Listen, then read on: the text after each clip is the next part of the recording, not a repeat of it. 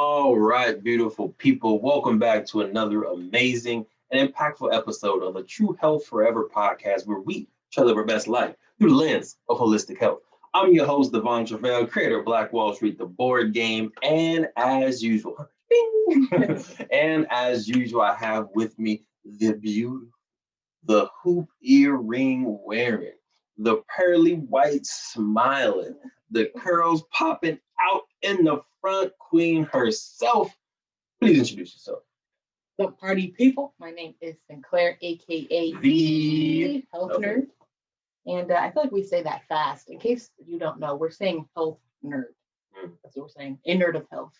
That is all. Indeed. And other things as well. Thanks. Yes. I'm a nerd in general. But all right, anyway, let's hop right into it. Did y'all know yesterday, April 17th, was one of the most important holidays of the calendar year. And no one told us. No one told me. One of the most important holidays. One of the most vital and you didn't even know. How is it important if you didn't even know? To the American fabric of culture is Husband's Appreciation Day. April 17th. I don't know if it's every year, to be honest with you, but April 17th, Husband's Appreciation Day. So in case you're listening and you are a husband or you have a husband or you will one day want to be a husband, April 17th is your, nay, our day. Not nay. Of celebration. Nay. I just wanted to put that out there before we dive into other, kind of important stuff on the podcast. But April 17th is Husband's Appreciation Day. And of course, we looked it up. September 19th is the Wife Appreciation Day as well. So definitely, celebrate those. Yeah, we've now added both holidays to our calendars, as we recommend you do as well. Agreed. Devon will not let me celebrate a belated Husband's Appreciation Day. Apparently, I've missed my chance. So I mean, I just want, if we're gonna celebrate it, I want it to be a intentional day of celebration, right? Not on today. Because you didn't know about it until like an hour ago, and we didn't have time to plan out the day. You mean like you got 6 meetings? Like, it's like. You mean you want today the activities today to plan to be specifically for appreciation? That's what you mean by that. Correct. Like before, like I was about to go on a real estate drive with my dad for a few hours. We got a potluck meeting later on. I got a school meeting later on. So it's like we had a potluck meeting this morning. So it's like. Don't have my day of celebration be 7-8 days of meetings. That's all I'm saying. First of all, anybody that knows Devon knows that there are meetings every day. So we say this now, but best believe when we do actually plan the day, it'll probably still be maybe 1 meeting tops. All right, but anyway, getting into it as usual, Queen, can you please give us a background of your week? My week was pretty chill and productive. So it felt like a good week. I got kind of back into my morning routine. Which is what? Please for this week. Yeah, so for this week it was waking up. I've switched my little morning elixir now to either lemon or lime water, depending on what we have. Right now we have limes. We do have also lemons. We're doing lemon lime water. But I do I do a warm lemon or lime water, and then I add some. It's called a turmeric latte. I bought it from the farmer's market last week. So it's just got turmeric and some ashwagandha and some other good superfoods in there. So I add a little bit of that, and that's my morning tea. My inner bath, as my mentor Sean Stephen calls it. We give ourselves an outer bath every day, but you got to give yourself an inner bath, right? Kind of let everything, when you're sleeping, there's a lot of things happening. You want to kind of flush your system in the morning. Try to make the first thing you do within the first 10 minutes, drinking a big glass of water, minimum. I like to, make it some alkalizing water, something that's doing some real good. So that's why I add the lemon or lime and the turmeric, just, to help fight those cancer cells in there. Because everybody's got them. Anyways, that's the first thing. I always drink my tea. And then I started doing the bike. Well, first of all, I switched to doing abs first because another thing I learned from my mentor, Sean Stevenson, you should do abs before cardio because when you're doing your abs, those are like muscle building activities. You're kind of like loosening up some of the fat cells. So then when you go on cardio, it actually helps flush some of it out when you're, moving around and doing cardio. So they were saying that he was saying that that's one of the mistakes that a lot of people make because no one ever really told us that. So now do your abs before cardio. So and it has abs specifically. Yeah. Like not like just stretching in general before cardio. Sorry, this was a podcast all on about abs, so it may be true for other things, but he was specifically talking about abs on this podcast episode. So that's all I know so far. I'm trying to get my washboard abs. So go ahead and do that. Thank you, Sean. And then I'll jump. So I did my abs first, and then I jumped on the bike a couple of days. I either would jump on the bike and then do like a little functional mobility workout, or we go on I don't know if we did. I think one day this week. I think Monday we ran together, and then I ran once by myself. I did sprints. I don't know why my body's hurt. But yeah, that's pretty much it. And then I haven't been doing my meditation. I need to get back to that. That was pretty much it for this week. But getting back to my workout, that's what I wanted to focus on this week, doing some type of movement. And I did a good job because even on like the days I had to go early into work early, I didn't do it in the morning. I did it when I came home before I ate dinner. So I was proud of myself for that. So yeah, long story short, I felt good because of that was one reason. I also had a conference at work, the Women in Operations conference. That was kind of cool. Just see like different professional development workshops. I feel like in one way or another, whether it's the way that they're intending it to be or not, things are always eye-opening. So. Oh, yeah, we had those combos. Yeah. It kind of goes back to our last week's episode on how the system or the culture of America tries to keep you in your 9-to-5 job. So I don't know if we're gonna go into the rabbit hole of your conference. Right. Good idea. That is a rabbit hole indeed. So my week was a week. I felt like I'm discovering more and more stuff about myself. So I'm a creative person, and I have. Thank you. Just go find it. And I feel like I have the most energy when I am actively creating. But to be successful as an entrepreneur, there's the creative stage, and then there's the functional, detail-oriented logistics phase of putting this creativity into the real world. Yes, execute it. I don't like this. This second phase is not entertaining. It's not energizing for me. And I feel like this week in particular was all that phase. I did a lot of final stuff. Markel, appreciate you. We were on a lot of last minute meetings, late night meetings, trying to get the masterpiece done. So that's much love. The masterpiece files are all done. That has been given to our manufacturing team. But it was like going through all those steps, being in Photoshop, editing some stuff myself, because Markel's godly with it. He does stuff really quickly. It takes me hours to do simple stuff. Going over like the marketing plan for his masterpiece, the schedule for interviewing all of the artists. The queen helped me make the artist profiles. That was a blessing because that would have took a whole other day or whatever. So long story short, the little mindy like detail things is draining for me. So having an entire week of just details was like, but we got it done. That's the good part. Good job, man. Thank you. We got it done. That's the good part. Some samples will be on the way. What else happened this week?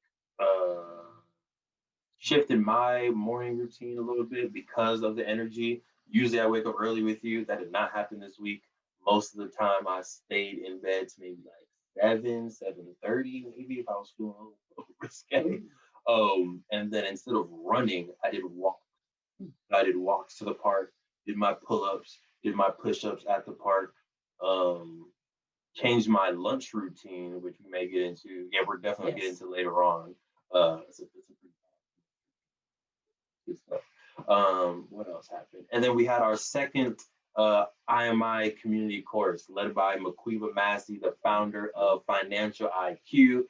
Appreciate everyone who came out and supported that. And thank you, Professor Maquiva, for coming by and teaching some stuff. That was another good event. Good to see the momentum rolling behind IMI, able to keep it going. We already got the next month set up with the AIR project. Abuse is real. So yeah, excited for that as well. Before you go on, Yes. as your health coach, can I ask a follow-up question Yes. from your previous? You said you did walking instead of running. Did you notice any differences in your energy levels, body, anything, or was it still? No, didn't. I mean, my body wasn't hurting as much. I think the week before I was doing running, like, yeah, we ran almost every day. And then I would still do my secondary workout later on. And my body was hurt a lot for last week. This week, my body wasn't that hurt. And I still felt pretty healthy, was going on my walks. I walked sometimes a little bit more than I would have ran, like distance wise, just to try to get the calories. And then I did an extra set of pull-ups again to get the extra calories. But yeah, I would say I just felt, what's it called? The word less hurt. Oh. I don't know what the word is for that, but I felt less hurt. But I felt less energized. And I don't know if it's because I wasn't running or because I was doing the detail-oriented stuff. Not sure which one is the bigger factor. Which hand was this? This was detail-oriented. Detail-oriented. It might have been detail-oriented. But yeah, we'll see next week. But another thing that I'm discovering about myself, right? So one of my, and this is gonna get into the podcast. Thank you. Yeah, you're intrigued, huh? Intrigued. What was the other word that happened? A whole nother level. That was so funny. All right, we'll get back on track. Y'all see, we make fun of ourselves actively. I said that. You did. It was hilarious. A whole nother level. But so I'm realizing, get it together, Queen. Come on, get it together. I'm realizing one of my superpowers is being able to make the best out of any situation. And I think I learned that from growing up for sure. One of my mom's business was going into thrift stores and finding stuff and then reselling it online. That's literally making the best out of what you're able to get. I feel like there's been situations where it's like, oh, you need to make the most food possible with a little bit of resources possible. So I feel like I've been able to internalize that in business, in profession, in anything, making the most out of whatever you have. So we want to kind of translate that a little bit, specifically for living a healthy lifestyle.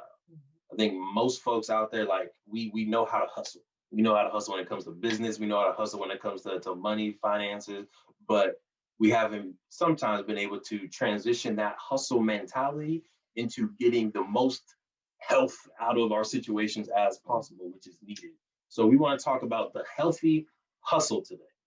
Yeah, Queen, you ready? Yep. So I feel like some people have the mindset of like, if I can't do it all, then I'm not going to do anything. Or like, exactly. Yeah, let's do it. So without further ado, let's get into the episode.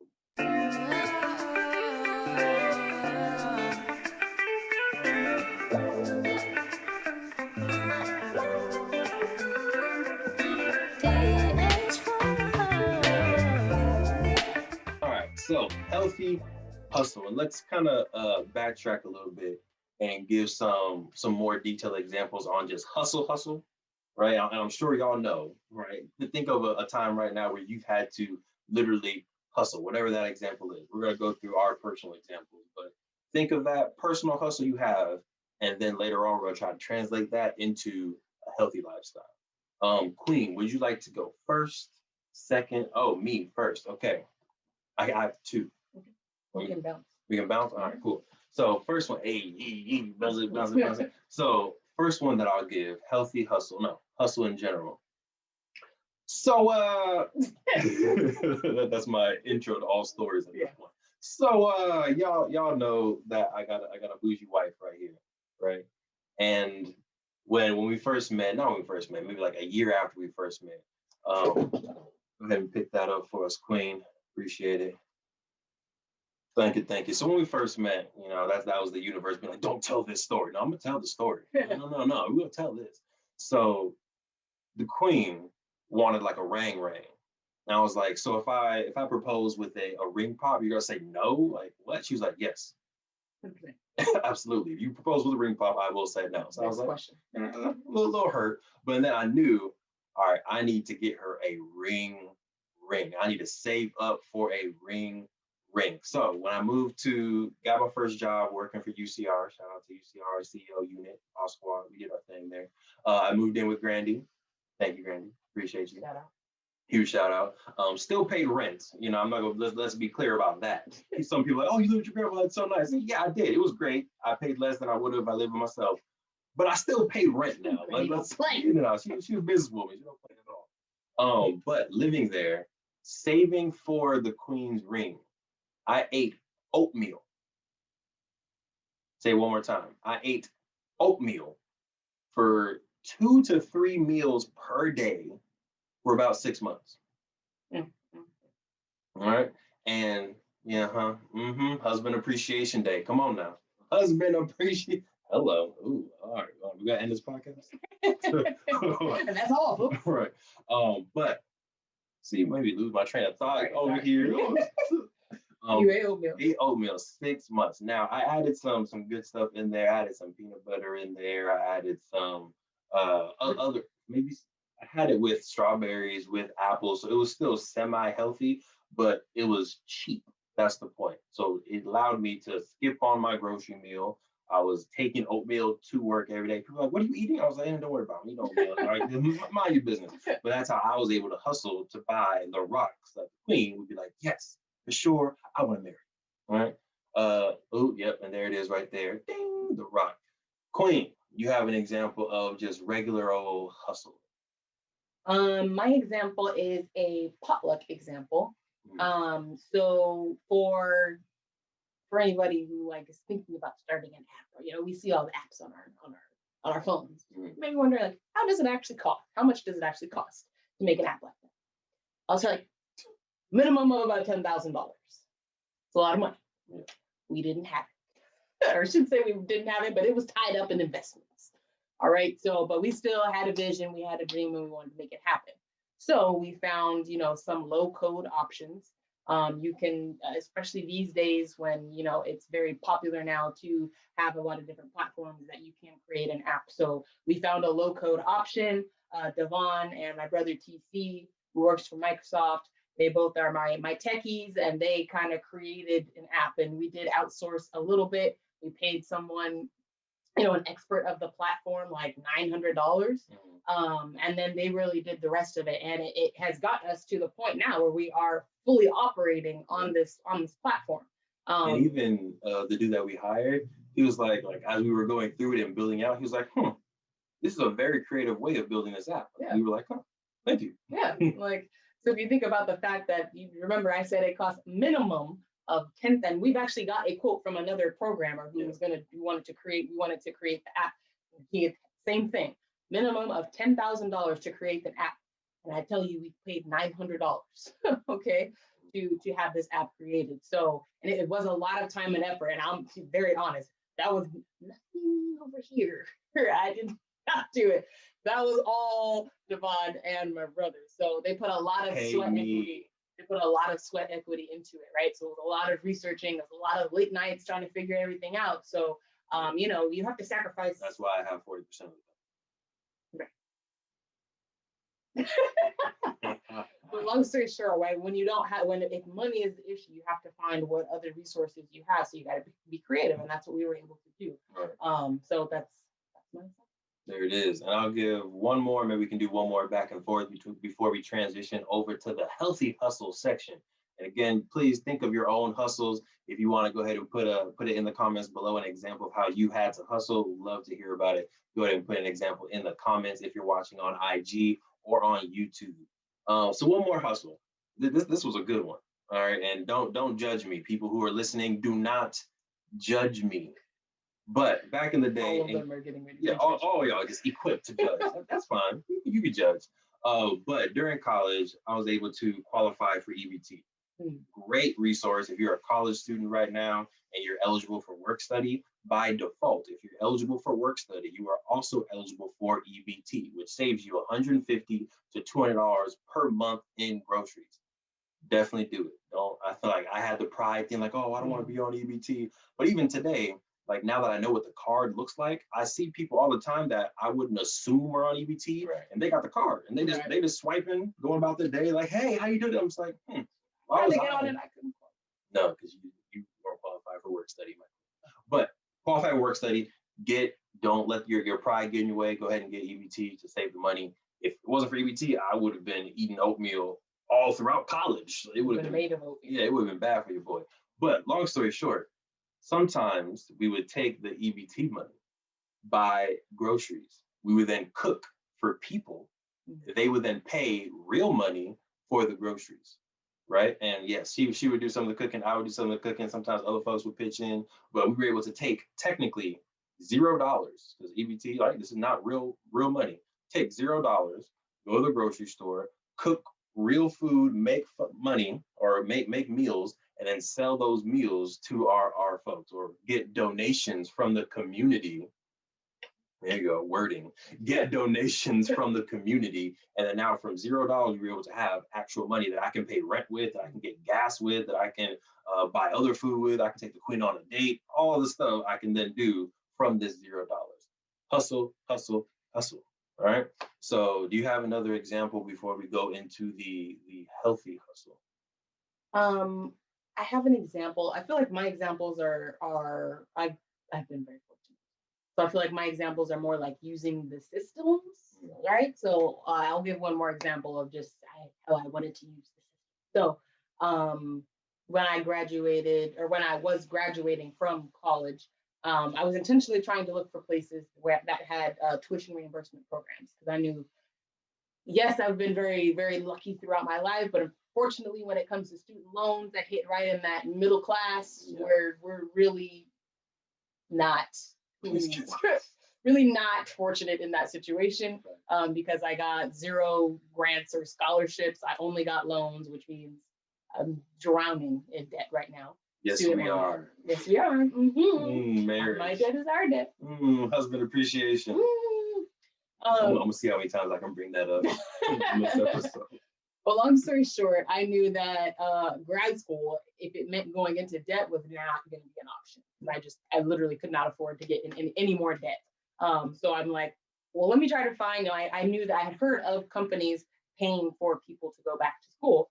So I thought, like, well, let me try and find a company that did. I did. So I actually got my MBA. We did pay a little bit out of pocket, but it was very minimal. I got almost all of it paid, through the company that I worked for through tuition reimbursement. So that was the way. I was still able to get my graduate degree without coming too much out of pocket. And yeah, it's an MBA, right? We are business owners. So I also was very strategic about the degree that I got to make sure that it's not only going to help me while I work there, but it's also going to help me for the rest of my life. It's going to help me with all of the other ventures that we're going to do. So use the system to work for you. There it is, like a boss. Well, that's what I'm saying out here. So we're now going to transition a little bit to the healthy hustle. And I wanted to give one more example that we saw when we went to the beach yesterday. We'll give another example, but when we were on our drive out there, and I feel like you see this in almost every neighborhood, at least in California, there's always the folks out there that are selling fruit, that are selling fans, nectarines. There was a person selling bonsai trees, random. Right. But it's like they're making the most out of the situation that they have. Maybe they don't have the business credit to be able to get a building for their selling their fruit. Maybe they don't have an Instagram page or a website, but they know people are going to go to the beach today. Weather looks good, sunny outside. People are going to go to the beach. You're at the beach, you might want a fruit cup. You might want XYZ. You might want an umbrella, a towel. So let me go ahead and set up whatever I have, whatever I can sell on the side of this road to get customers that I'm able to get. And it's not an ideal business situation, but that is the foundation of hustle, making what the best possibility out of the resources that you have. So we want us to be able to translate that mindset, which I know we have. know culturally, I feel like we have this mindset when it comes to money, but how can we then transition this into a healthy lifestyle? Yep. Okay. I want to do the pause There because, you you know, There you go. shout out to Jair. Had a great meeting yesterday with Jair, and this has nothing to do with the healthy lifestyle, but I did an interesting pause, just trying to make sure that the production level is always getting better because our community is fire. We love the great reviews that are coming in. We love the feedback that's coming in. Thank you. We appreciate it. But we are trying to always make the True Health Era podcast better for y'all. Gotta level up. Gotta level up. Level up. Level up. Level up. Level up. Hey, all right. Focus. Healthy hustle is what we're talking about. So I have one particular example, and I feel like, you know, excuse is a strong word, but for lack of better words, I'm going to go ahead and say excuse. No judgment. But I feel like an excuse that folks have of living a healthy lifestyle is it's so expensive, right? Healthy food, it's expensive. Getting a gym membership, it's so expensive. Getting healthy bras, it's so expensive. We just talked about that last time. I don't know. But I feel like the money is what gets in people's way, which I understand it is expensive. But if you have the healthy hustle mentality, you can make the expensive inexpensive, right? So one example that I'll give, you know what I'm saying? This week I got into my Super Saiyan bag. So the lunch that I've been having is chia seed pudding or chia pudding, chia seed pudding. All right. Well, Super Saiyan chia pudding. All right. So that's literally just coconut milk, chia pudding. You let it sit. Chia seeds. You let it sit for maybe and cinnamon, a little bit of spice in there. You let it sit for 30 minutes. I like to sit for an hour because I like it nice and. You really only need like 5 minutes. If this is his preference, he likes to have it sit that much. Yeah. It starts to create the pudding texture in like 5 minutes. Yeah. Oh, so let it sit for however long you want. Refrigerator is what I do. And then I cut up some apples. Then I cut up some mangoes. This is my lunch. And I've been doing this, not every day, but maybe like 4 days out the week, 3 days out the week for lunch. I feel great. It tastes good. And I didn't know how much it costs. All right, so I want take a calculated guess in your head how much you think that meal costs, that lunch costs. Chia pudding, a whole bowl full, and I'm full afterwards, so a whole bowl, an apple, and a cut up mango. Let me know how much you think it costs. We did the math. A whole bag of chia seeds, $9. A whole bag of apples, $5.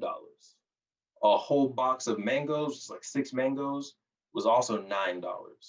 So it's about $23 for me 4 days, but it could be 6 days of meals. 23 divided by 6, that's actually like $4, less than $4 a meal. Healthy hustle. Yep. So literally for $4 a day, you can have a vegan meal. The chia seeds have really good protein in it. There's phosphorus, there's magnesium, all types of good minerals that I just learned about like 15 minutes ago. The apples obviously have all of their vitamins. The mangoes, sometimes I do a little bit of lime on the mango, just get a little tang to it. But for $4 a day, you can eat healthy, clean, and have really good energy. I don't know how much you're spending on lunch right now, but I guarantee $4 is pretty good. Pretty good. It is. And I feel like if you're probably like, that sounds like rabbit food. That's not, that doesn't sound like a full meal. Keep in mind, one, he said, I think he mentioned like the liquid that he uses is coconut milk. Coconut milk is a healthy fat, right? It's full of fat. Fat is the most satiating of the protein or of the food groups, right? So you've got your carbohydrates, fat, proteins, and water. But fat is the one that makes you the most full. Okay, so yeah, I feel like everybody thinks like, oh, I need some protein, I need to add some chicken, I need to add some whatever. Yes, protein is good. You absolutely need it. But fat is what helps you feel full and stay full the longest. So his meal has a lot of good healthy fats from the seeds and from the coconut. So that's why this man can eat. So if he's saying that he feels full, it's probably a pretty satiating. And the chia seeds do have protein in them. I don't know the exact, I feel like I saw 3 grams of protein per serving, and a serving's 1 tablespoon. And I'm having at least 3 tablespoons. That's 9 grams of protein right there. I've been doing my workouts. I've been gaining my muscle. So the little bit of protein that's in it is enough for me to still build muscle for this week. You could also, if you did want to add some more, add a little bit of protein powder to coconut milk. Boom, easy way to get some more protein. There it is. Personally, I would go against the adding the protein because I feel like people eat more protein than they need. And for the average person, that is probably true. Right. Probably true. I think we just have this thing that we need. Which for some people, right? It all depends on your bio individuality. For some people, they probably do require some more protein, right? But for the average person, that's probably true. We probably don't need as much protein as we're consuming because you don't use it, it turns to fat. Right. So that's my example of a healthy hustle. Literally taking stuff that seems expensive on the surface. Like, well, I think when we bought the big bag, like, dang, $9 for some seeds, like it seems expensive when you're just buying it item by item. But then when you realize how many meals you can make from this big old bag of seeds, how many meals you can make from a box of apples, from a box of mangoes, and you bring it all together, the costs are low. So I encourage you to find a healthy meal that you vibe with. Doesn't have to be chia pudding because it took me a little bit to actually get on board with it. But find your healthy meal and see how you can buy in bulk to stretch it for a week or 2 weeks to lower your cost for lunch and increase your I try to do a cool word like you. I can't be cool like you. But increase the nutrients that you're putting inside your body. You sound like you were on the right path. You said bioavailability. That's what I was gonna say. Yes. You can be. That's the difference with like if you were to take like a synthetic supplement, a vitamin C supplement, you take that versus actually getting vitamin C from spinach, from an orange. The bioavailability is much higher in the actual food. Your body will actually be able to use it, whereas just taking it and then it just sits in your body. Boom, there it is. I was confusing bioavailability for the bio-individuality. I like both words. Yes. They have a good flow to them. Yes, bio-individuality is just more of my needs versus what your needs are, which varies to person, which is why there's no like one diet that everybody should be on because everybody's body is different. But Queen, a healthy hustle example that you have for the folks. I'm gonna go with a smoothie. Okay. Because depending on what you put in it, a smoothie can be this lavish masterpiece. Yes. It can also be a very simple way to get in a lot of nutrients real quick and inexpensively. So if you let me back up. The farmer's market is a great healthy hustle because you cut out the middleman when you go to the farmer's market. So if you are wanting to get some fresh fruits and vegetables for your family, for yourself, and you're like, dang, why is an avocado $5 at the supermarket? If you go straight to the source, you cut out the middleman that has to make their money, and you can get things for a lot cheaper. I bought 3 heads of garlic for like $1 at the farmer's market. I didn't get avocados this time, so I couldn't tell you how much they were at the farmer's market, but I guarantee you they were significantly cheaper than at the supermarket. But long story short, everything that I bought there was a lot cheaper than it would have normally been at the supermarket. So go find your nearest farmer's market, go there because you can often find fruits and vegetables for cheaper than at the farmer's market. Than at the supermarket. I have a thought. Do you want to finish yours before it's related? Go ahead. So I find it interesting that we assume, and this can be a whole nother podcast episode. I don't want to go into a rabbit hole, but I think I've assumed growing up, living a healthy lifestyle is more expensive. So that's why wealthy people or rich people go to farmers market, they eat the fruits and vegetables. And that's why, me growing up, I was eating the McDonald's, the Panda Express, and all of that because it was cheaper, right? I thought it was cheaper. But now knowing what we know, it's cheaper to eat healthy when you do it right. Yes. When you're living a healthy lifestyle, when you're walking every day, when you're going to the farmer's market to get your fruits and vegetables, you're actually saving money. So in turn, you're able to build wealth because you're saving money in these other areas. I find that that's interesting. I don't want to go into it, but I think that's potentially another episode I want to do, is the like bougie versus the reality of being healthy, and how being what we perceive as bougie is actually helping you build wealth and live a healthier lifestyle. I mean, at the end of the day, you are going to pay for it somehow.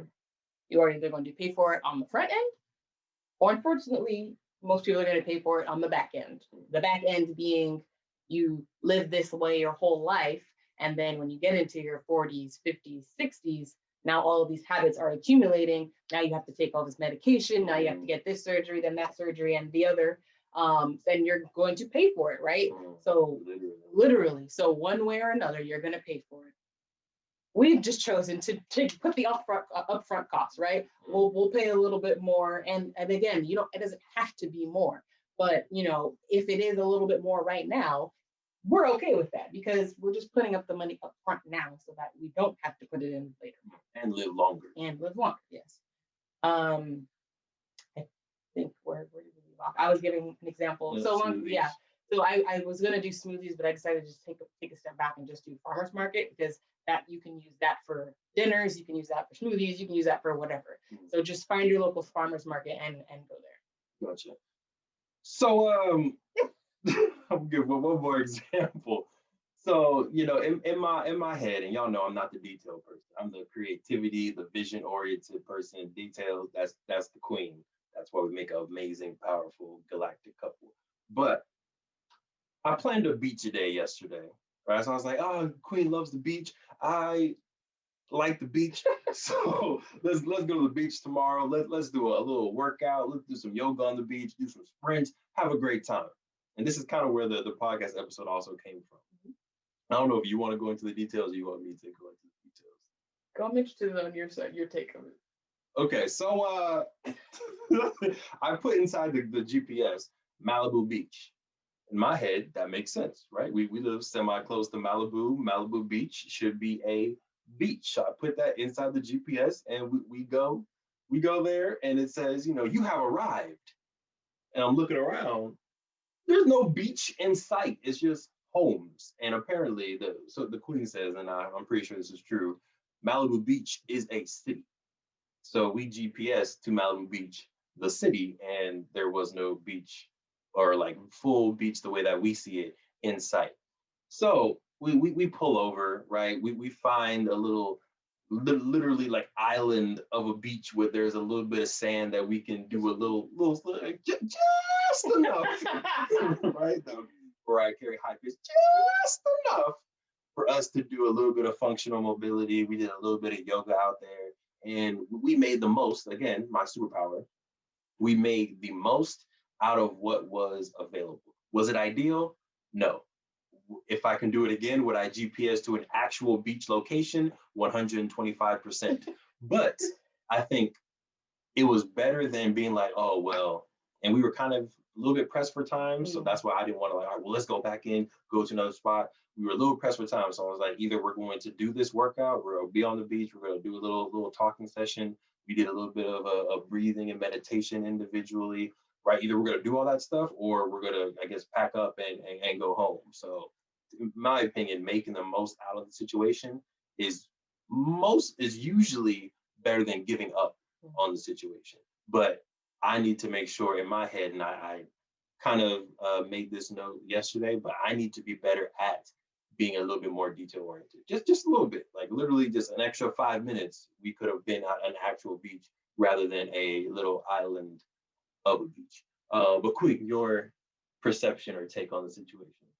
So I, as the detail oriented person, I have to like find the happy medium of like, let me do his thing, but like he doesn't like when I ask a whole bunch of questions. But usually the questions are my way to gauge how much he's thought this through. Okay.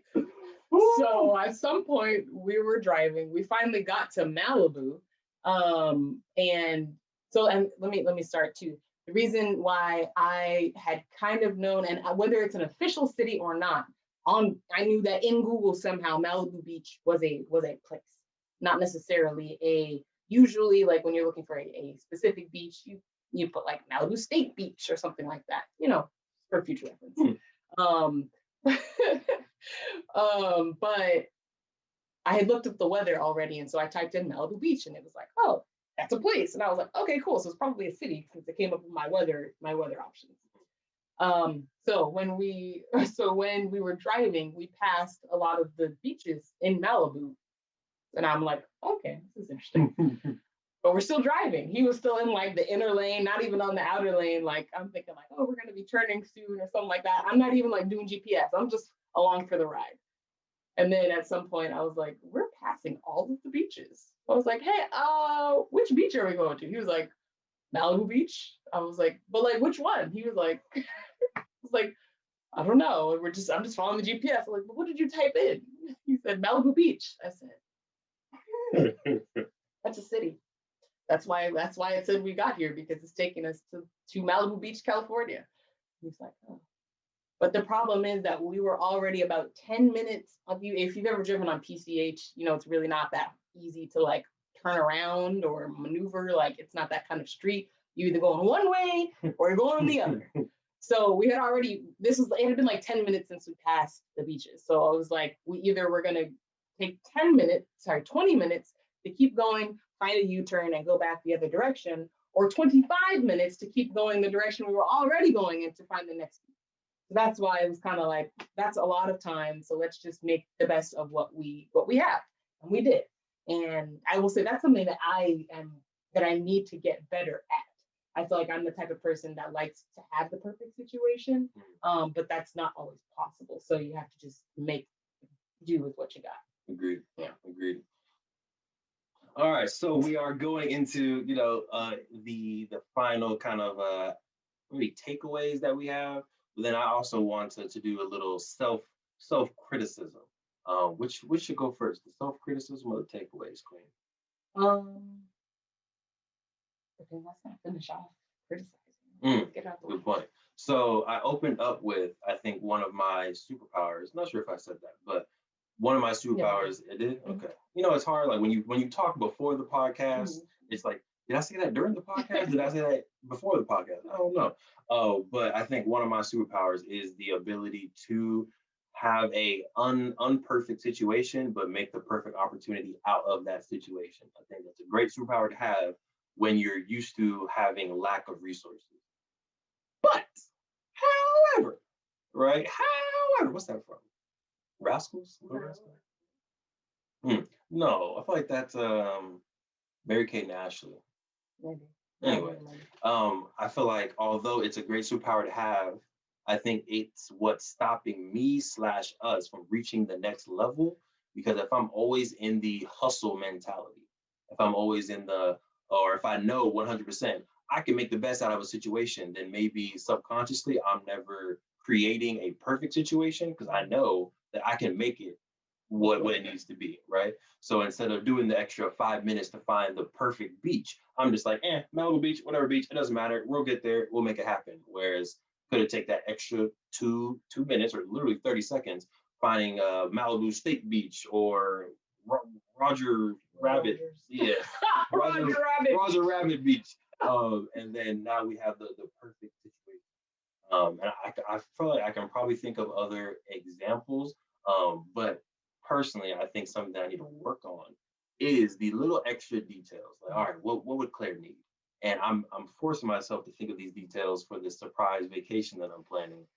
Gosh, that's a whole nother thing. And I'm sure she's stressed out with the whole beach situation. Probably didn't help my case. But I'm planning a surprise vacation where she knows no logistics. And somehow magically we're going to end up at the location.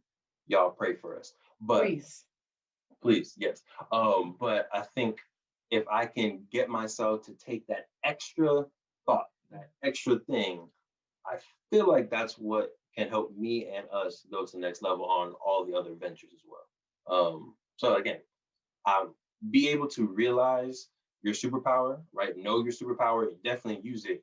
But at some point, you need to also do another round of self-assessing to be like, okay, how is this superpower helping me? But also, how is this superpower possibly hurting me? And how can I bring in additional superpower to, kind of boost myself up a little bit, right?